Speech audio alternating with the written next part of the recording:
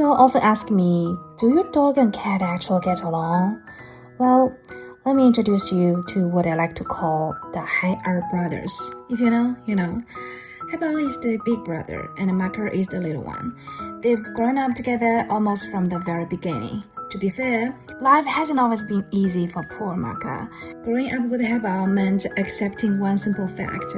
Personal space was never going to be an option. Haibao has always been absolutely fascinated by his little brother. Freshly bathed? Ooh, time for a lick.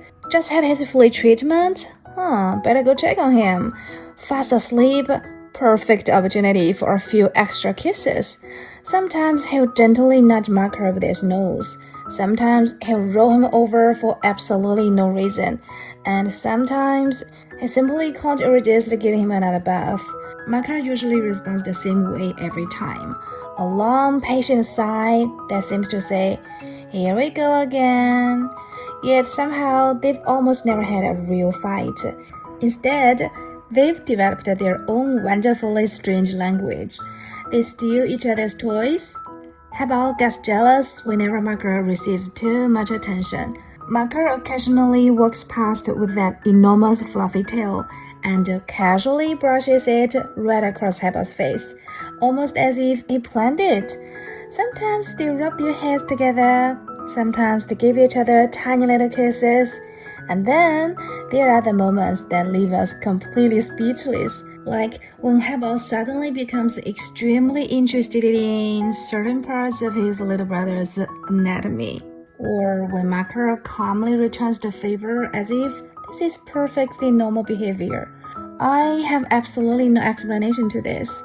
Apparently, this is just brotherhood, you know? The funny thing is, they are completely different personalities. Haibao wears his heart on his sleeve. Everything he feels is written all over his face. Marker is totally different, much harder to impress, and yet somehow they fit together perfectly. During the day, while we are busy working, my favorite moments are the exciting ones. It's when I look up from my desk and I catch them simply, existing together. Sleeping side by side, walking past each other with a little tail brush, sharing a patch of sunshine, or quietly keeping each other company without asking for anything at all. Those tiny moments probably last only a few seconds, but they always make me smile. People often ask whether we got Marker for Haibao. The answer is yes. We hoped he'd have a friend. Looking at them now, I say it was one of the best decisions we ever made. They may not always understand each other. They may occasionally steal toys, invade personal space, or behave in ways that make absolutely no sense to humans. But at the end of every day, they are still brothers. And I honestly can't imagine one without the other.